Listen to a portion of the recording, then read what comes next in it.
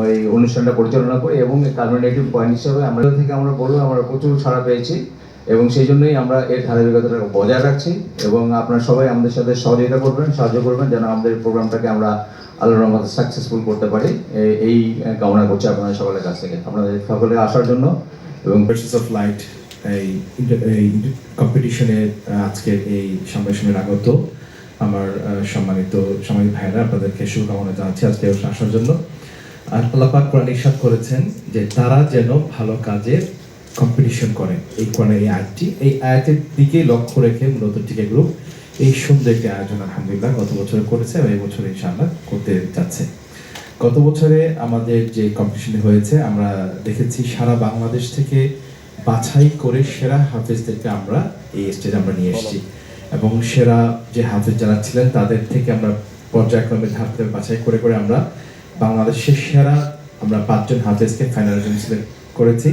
তারপর ফাইনাল পর্বে আমরা সবশেষে 3 জনকে আমরা প্রথম, দ্বিতীয় এবং তৃতীয় স্থান আমরা তাদেরকে দিয়েছি।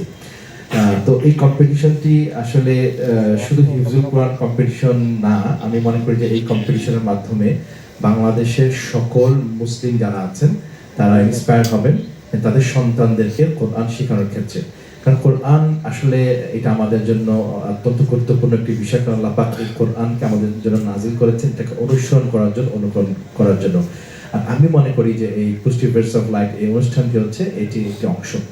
আমি দোয়া করছি ব্যবসার সাথে, বাণিজ্যের সাথে, উন্নয়ন কর্মকাণ্ডের সাথে জড়িত আছেন। সবাই জানেন টিকে গ্রুপ বাংলাদেশের অত্যন্ত স্বনামধন্য একটি প্রতিষ্ঠান।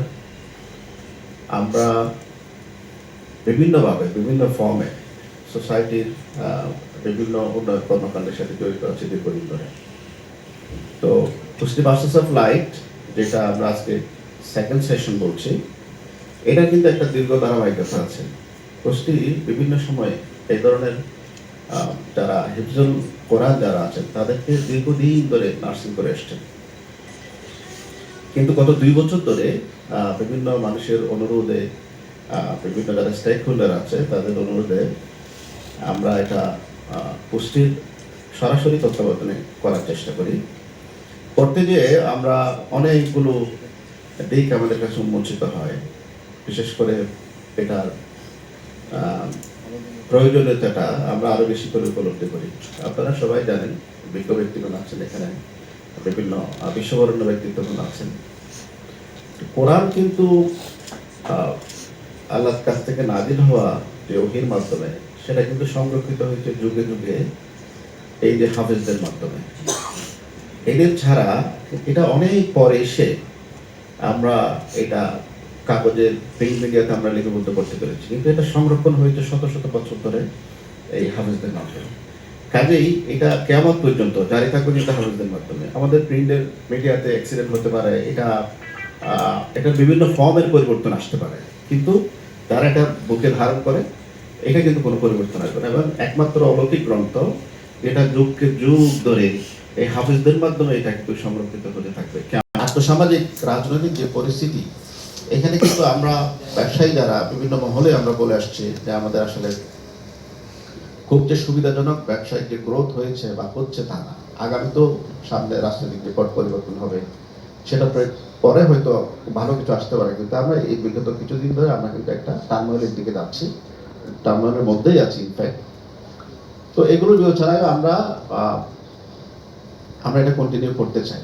সেক্ষেত্রে আপনারা যারা আমাদের সামনে আছেন, বিশেষ করে বিভিন্ন print media, electronics media, digital media যারা আছেন, তাদের আন্তরিক সহযোগিতাটা আমাদের খুবই প্রয়োজন। তো আপনারা কষ্ট করে এসছেন।